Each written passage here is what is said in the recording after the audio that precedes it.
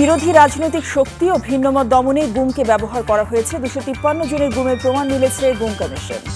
ইরানের আরেকটি পারমাণবিক চুল্লিতে হামলা ইসরায়েলের। ইরানি হামলায় তেল আবিব রামাত গানে ব্যাপক ক্ষতি।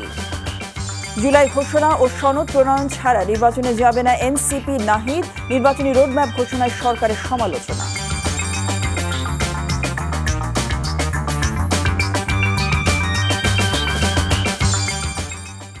আসসালামু আলাইকুম, জসিন্তা জিনিয়া স্বাগত জানাচ্ছি এনটিভির দুপুরের খবরে। ক্রাউন সিমেন্ট শিরোনাম দেখছিলেন, এবার পুরো খবর।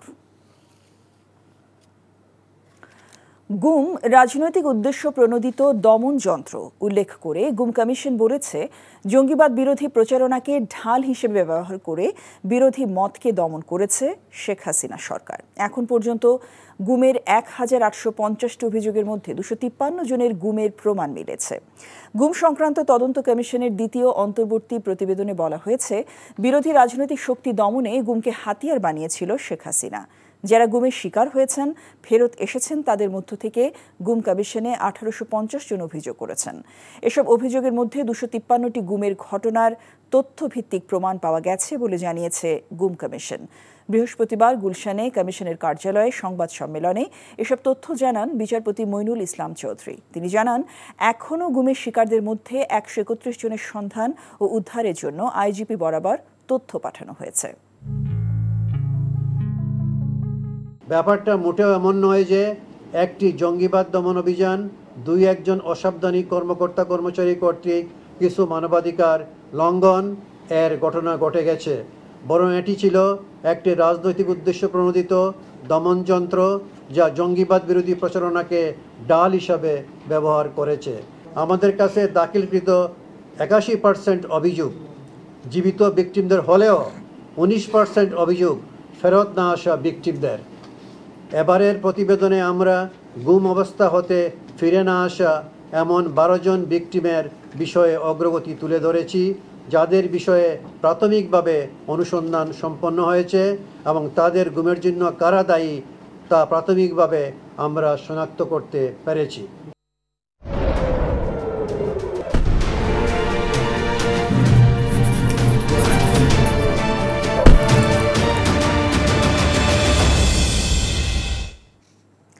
এবার ইরান ইসরায়েল যুদ্ধ প্রসঙ্গ। ইরান ইসরায়েল আকাশ যুদ্ধের 1 সপ্তাহ হলো, চলছে হামলা পাল্টা হামলা। আজ সকালে ইরানের আরেকটি পারমাণবিক চুল্লিতে হামলা চালিয়েছে ইসরায়েল। অন্যদিকে ইরানি হামলায় ইসরায়েলের তেল আবিব, রামাতগান ও হালৌনে ব্যাপক ক্ষয়ক্ষতি হয়েছে। আহত হয়েছেন অন্তত 47 জন, এর মধ্যে 20 জন মারাত্মকভাবে জখম হয়েছেন। ইরানি হামলার সকল পরিকল্পনা চূড়ান্ত করেছে যুক্তরাষ্ট্র। এখন শুধু ডোনাল্ড ট্রাম্পের অনুমতির অপেক্ষা।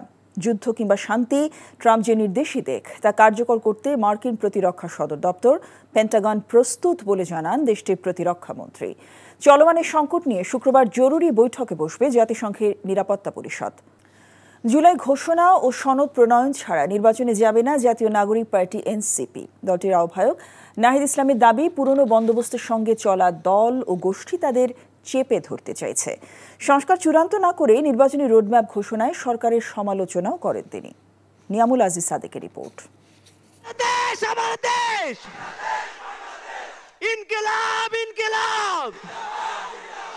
জুলাই অভ্যুত্থানের অগ্রভাগে থাকা শিক্ষার্থীদের নিয়ে তৈরি সংগঠন এনসিপি। দেশের রাজনীতিতে আসা দলটি নির্বাচনী ডামাডোলের মাঝেও অনেকটাই নিরুত্তাপ। আপাতত নির্বাচনের চেয়ে মাঠের রাজনীতিতেই বেশি মনোযোগী হতে চাইছে তারা। জুলাই ঘোষণা এবং নতুন বন্দোবস্তের বিষয়ে সরকারকে চাপে ফেলতে ইতোমধ্যেই কর্মসূচি দিয়েছে দলটি। আগামীতেও বড় শোডাউনের চিন্তার কথা জানান দলটির প্রধান উপদেষ্টা যখন আমাদের নিয়ে বসছিলেন শেষবার, আমি তখন বলেছিলাম যে যদি জুলাই সনদের আগেই নির্বাচনের তারিখ বা নির্বাচন বিষয়ে চূড়ান্ত কিছু ঘোষণা আসে, তাহলে সংস্কার প্রক্রিয়া ও ঐকমত্য প্রক্রিয়া ব্যাহত হতে পারে। তারপরও সরকার মনে করেছেন যে এটা দেওয়া প্রয়োজন, কিন্তু এটা একটা অনিশ্চয়তা তৈরি করেছেন। এখন সরকারকে উদ্যোগ নিতে হবে সবাইকে আস্থায় নিয়ে জুলাই মাসের মধ্যেই যাতে আবার সেই সব কাজ, সনদের সব কাজ সম্পন্ন করা যায়। আর জুলাই ঘোষণাপত্র, সেটা সরকার তো বারবার এটা আমাদের ছাত্রদের সাথে এক ধরনের আমি বলবো প্রতারণাই করেছে। যদিও সক্রিয় অন্য রাজনৈতিক দলগুলোর মতো বাংলাদেশের বিভিন্ন প্রান্তে এনসিপির কয়েকজন গণসংযোগ করতে দেখা গেছে কিছুদিন আগে। বিভিন্ন অনুষ্ঠানেও সরব উপস্থিতি কেন্দ্রীয় নেতাদের। নাহিদ ইসলাম বলেন, জুলাই অভ্যুত্থান একটি পদ্ধতিগত পরিবর্তনের দাবিত হয়েছিল। এ কারণে পরিবর্তন ও সংস্কার না হলে দল হিসেবে তারা আন্দোলনে নামবেন। এখন সব কিছু যদি মাঠের শক্তির উপরে, পেশি শক্তির উপরে নির্ভর করে আমাদের করতে হয়, তাহলে এই দেশ তো বেশি দূর আগাবে না। বারবার মাঠে আমরা আন্দোলন করব, ম্যান পাওয়ার মোবিলাইজ হবে জনগণের, সেই আন্দোলনের প্রেক্ষিতেই এই সরকারের সময় যদি আমাদের আন্দোলনের প্রেক্ষিতে জিনিস দাবি আদায় করতে হয়, এটা আমাদের জন্য দুঃখজনক হবে। এবং দেশের মানুষের সাথে যদি একটা প্রতারণার মধ্য দিয়ে নির্বাচনের দিকে যাওয়া হয়, আমরা মনে করি না যে দেশের মানুষ আর রাস্তায় নেমে আসবে না। মানে অনেকে তো ভাবছে সবাই ঘরে চলে গিয়েছে, গণঅভ্যুত্থান শেষ, কিন্তু আমরা এটা মনে করি না। আমরা রাস্তায় থাকবো, মানুষকে রাস্তায় আহ্বান জানাবো। এনসিপির বিভিন্ন পর্যায়ের নেতাদের কথোপকথন ফাঁস এবং নানা অভিযোগের বিষয়ে সাংগঠনিক ব্যবস্থা নিলেও এসব কাজ গোয়েন্দা ও মিডিয়ার পরিকল্পিত ষড়যন্ত্র বলে মনে করেন তিনি। Niamul Aziz Sadek, NTV news, Dhaka. জাতীয় ঐকমত্য কমিশনের অনেক ভুল ত্রুটি থাকলেও রাজনৈতিক দলগুলোর আন্তরিকতার কারণে সংস্কার ইস্যুতে আলোচনা অগ্রসর হচ্ছে বলে জানিয়েছেন কমিশনের সহ সভাপতি অধ্যাপক আলী রিয়াজ। রাজনৈতিক দলগুলোর সাথে জাতীয় ঐকমত্য কমিশনের সংলাপে তৃতীয় দিনের আলোচনা শুরুতে তিনি কথা জানান। কিছুক্ষণ আগে রাজধানীর ফরেন সার্ভিস একাডেমিতে জাতীয় ঐকমত্য কমিশনের সহ সভাপতি অধ্যাপক আলী রিয়াজের নেতৃত্বে এই বৈঠক শুরু হয়। রাষ্ট্রে গুরুত্বপূর্ণ সংস্কার ইস্যুতে কমিশন গত 2 দিন ধরে রাজনৈতিক দলগুলোর সঙ্গে বৈঠক করছে। আগামীকাল শুক্রবার এবং পরদিন শনিবার বাদ দিয়ে রোববার আবারও আলোচনায় বসবে ঐকমত্য কমিশন। এ দফার সংলাপের তৃতীয় দিনে রাষ্ট্রপতি নির্বাচন প্রক্রিয়া, প্রধান বিচারপতি নিয়োগ বিষয়ে সংস্কার প্রস্তাব এবং সংবিধানের প্রয়োজনীয় সংস্কার নিয়ে আলোচনা চলছে। ত্রুটি বিচ্যুতি আছে কমিশনের পক্ষ থেকে, এটা আমি বলতে পারি। সেটা আসন বিন্যাস থেকে শুরু করে বিভিন্নভাবেই আমাদের ত্রুটি বিচ্যুতি পরিস্ফুটিত হয়। আপনারা অন্তত গত কয়েকদিনে আপনারা যে আন্তরিকতা দেখিয়েছেন, আমাদের এই ত্রুটি বিচ্যুতিকে ক্ষমা সুন্দরভাবে দেখেছেন, তার জন্য ধন্যবাদ। এরপরেও আমি বলবো যে আমরা সকলে যদি সময়ের মধ্যে আলোচনা করি, পরস্পরের প্রতি যে শ্রদ্ধাবোধ আমরা দেখাচ্ছি সেটা যেন অব্যাহত রাখতে পারি। গতকালের অমীমাংসিত বিষয় থেকে আমরা আলোচনাটা শুরু করব, সেটা হচ্ছে রাষ্ট্রপতির নির্বাচন প্রক্রিয়া। দেশের মানুষকে মূর্খ করে রাখতে বিগত স্বৈরাচার সরকার ইচ্ছাকৃতভাবে দেশের শিক্ষা ব্যবস্থাকে ধ্বংস করে দিয়েছিল, যেন তারা আওয়ামী লীগের অপকর্ম নিয়ে প্রশ্ন তুলতে না পারে। এমন মন্তব্য করেছেন বিএনপি স্থায়ী কমিটির সদস্য ডক্টর আব্দুল মঈন খান। সকালে ঢাকা বিশ্ববিদ্যালয়ের সেনেট ভবনে শহীদ প্রেসিডেন্ট জিয়াউর রহমানের মৃত্যুবার্ষিকী উপলক্ষে সেমিনারে তিনি এমন মন্তব্য করেন। বলেন, জিয়াউর রহমান উৎপাদনমুখী রাজনীতির ধারক বাহক ছিলেন। এ সময় বিএনপি সিনিয়র যুগ্ম মহাসচিব রিজভী আহমেদ বলেন, শহীদ জিয়া ছিলেন আধুনিক রাষ্ট্র গড়ার কারিগর। স্বাধীনতা পরবর্তী সময়ে জিয়াউর রহমান ভারত নির্ভর পররাষ্ট্রনীতি থেকে বেরিয়ে একটি স্বাধীন পররাষ্ট্রনীতি বাস্তবায়ন করেছিলেন বলেও জানান তিনি।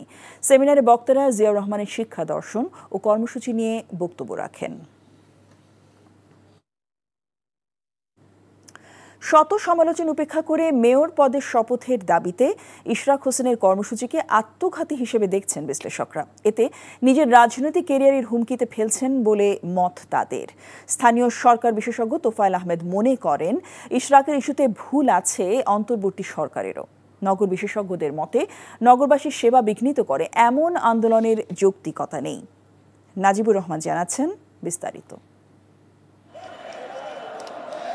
দীর্ঘ 1 মাস বন্ধ নগর ভবনের সব কার্যক্রম। ঢাকা দক্ষিণ সিটির প্রধান কার্যালয় অবরুদ্ধ করে আন্দোলনে ইশরাকের সমর্থকরা। নির্বাচন কমিশনের গ্যাজেটের মেয়াদ শেষ, এমনকি নির্বাচিত মেয়রের মেয়াদকালও শেষ প্রায় 2 সপ্তাহ পেরিয়ে গেছে। এমন বাস্তবতায় শপথ না নিয়ে মেয়র হিসেবে কর্মকর্তা কর্মচারীদের নিয়ে নিয়মিত সভা করছেন ইশরাক। নিজ তত্ত্বাবধানে সেবা চালুর কথা জানালেও কার্যত বন্ধ সকল সেবা, সেই সাথে উন্নয়ন কার্যক্রম। এতে চরম অনিশ্চয়তায় নগর সেবা। আপিল নিষ্পত্তি হয়ে যাওয়ার পরেও এখন পর্যন্ত তারা আমাদের যে এই জনগণের যে দাবি, সেটার প্রতি কোনো ধরনের তারা তোয়াক্কা করছে না। চলমান এই আন্দোলনকে ইশরাকের জন্য আত্মঘাতী বলে মত দিয়েছেন স্থানীয় সরকার বিশেষজ্ঞ ডক্টর তোফায়েল আহমেদ। বলেন, শপথ না নিয়ে নগর ভবনের নিয়ন্ত্রণ নিতে পারেন না তিনি। যদি এটা ভ্যালিডে হতো সেই মেয়াদও শেষ। এখন এসে উনি গিয়ে যে ভিতরে ঢুকে গেছেন, ঢুকে সভা সমিতি করছেন এবং কাজ করছেন, এটা তো পুরা বেআইনি কাজ করছেন। এটা রাজনৈতিকভাবে ওনার জন্য সুইসাইডাল। উনি তো নিজের থেকে স্বতঃপ্রবৃত্ত হয়ে যে কোনো নাগরিক যদি আমি এতে চলে যাই, সিটি কর্পোরেশনে গিয়ে বলি যে আমি এখন এই নির্দেশনা দেবো, এটা তো করা সম্ভব না। ওয়াই গভর্নমেন্ট তাকে 3 দিনের জন্য হোক, 5 দিনের জন্য হোক, 1 মাসের জন্য হোক, যে কদিন সময় আছে সে কদিনের জন্য মেয়র করলো না কেন? নগর সেবা বিঘ্নিত হওয়া নিয়ে কথা বলেছেন নগর বিশেষজ্ঞরাও বলছেন, নাগরিক দুর্ভোগ সৃষ্টি করে এমন কর্মকাণ্ড বিতর্ক সৃষ্টি করবে। আপনার সামনে যারা আছেন, যারা তাকে উৎসাহ দিচ্ছেন নগর ভবন দখল করতে, তারা কিন্তু একসময় ওনার সাথে থাকবেন না। সেই জন্য নাগরিকদের ভাবনাটা শোনা উচিত। আর একটা রাষ্ট্রীয় সিস্টেমে তো আপনি এভাবে একটা সংস্থা দখল করা যায় না। পুরো বিষয়টাকে যেভাবে আইনানুগভাবে যেটাকে ওনারা মোকাবেলা করতে পারতেন সেটা না করে যেভাবে দখলের পন্থায় চলে গিয়েছেন, এইটার জনগণ একদমই কিন্তু পছন্দ করছে না। তারা যদি দেয়ালে কান পাতেন বুঝতে পারবেন যে এখানে নাগরিক অসন্তোষ বাড়ছে, কেননা নাগরিকরা এসে নগরের এই সিটি কর্পোরেশন সেবা পাচ্ছেন। দীর্ঘ 1 মাসেরও বেশি সময় ধরে অবরুদ্ধ নগর ভবনে জরুরি সেবা নিজ তত্ত্বাবধানে চালু করার যে ঘোষণা ইঞ্জিনিয়ার ইশরাক হোসেন দিয়েছেন তা অবাস্তব বলছেন বিশেষজ্ঞরা। তারা বলছেন, এখতিয়ার ছাড়া এ ধরনের কর্মকাণ্ড এগিয়ে নেওয়া কঠিন এবং আইন বহির্ভূত। তাই তো এই সংকট উত্তরণের পথ সৃষ্টি করে দ্রুত এই সমস্যার সমাধান চান সেবা প্রত্যাশীরাও। Najibur Rahman, NTV news, Dhaka. শেখ হাসিনার বিরুদ্ধে আদালত অবমাননার মামলায় মতামত দিতে আন্তর্জাতিক অপরাধ ট্রাইব্যুনালের অ্যামিকাস কিউরি হিসেবে নিয়োগ পেয়েছেন সুপ্রিম কোর্টের জ্যেষ্ঠ আইনজীবী A.Y. মুশিরুজ্জামান। আজ বিচারপতি গোলাম মুর্তুজা মজুমদারি নেতৃত্বাধীন 3 সদস্যের ট্রাইব্যুনাল এই আদেশ দেন। গত 30 এপ্রিল আন্তর্জাতিক অপরাধ ট্রাইব্যুনালের বিচার কাজে বাধা এবং বাদী ও সাক্ষীদের হুমকির অভিযোগ এনে শেখ হাসিনা সহ 2 জনের বিরুদ্ধে আদালত অবমাননার অভিযোগ আনে প্রসিকিউশন। তারপর এই 2 আসামিকে 15ই মের মধ্যে হাজির হয়ে ব্যাখ্যা দিতে নির্দেশ দেয় ট্রাইব্যুনাল। কিন্তু তারা হাজির না হলে স্বচ্ছতার স্বার্থে আদালত অবমাননার অভিযোগের বিষয়ে মতামত দিতে অ্যামিকাস কিউরি নিয়োগ দেয় আন্তর্জাতিক অপরাধ ট্রাইব্যুনাল।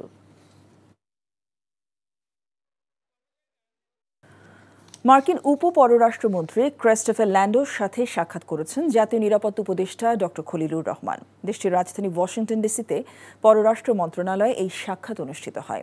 এ সময় তারা রোহিঙ্গা সংকট, বাংলাদেশ ও যুক্তরাষ্ট্রের মধ্যে চলমান শুল্ক আলোচনা, দক্ষিণ এশিয়ার উন্নয়ন এবং বাংলাদেশের গণতান্ত্রিক উত্তরণ নিয়ে আলোচনা করেন।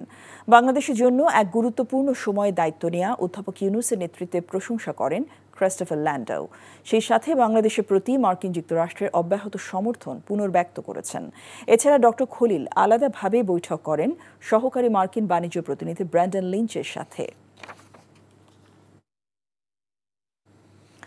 আগামী জাতীয় সংসদ নির্বাচন অবাধ, সুষ্ঠু, নিরপেক্ষ ও অংশগ্রহণমূলক হবে বলে প্রত্যাশা করেছেন বাংলাদেশে নিযুক্ত জার্মানির রাষ্ট্রদূত মিস্টার আকিম স্ট্রোস্টার।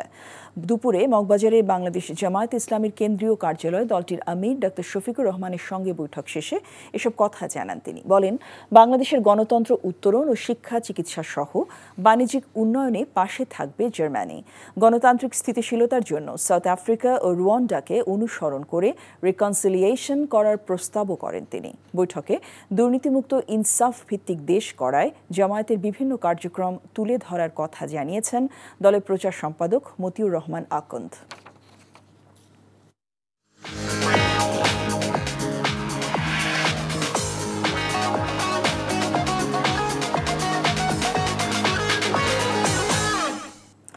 মার্কেন্টাইল ব্যাংক অর্থনীতির খবর।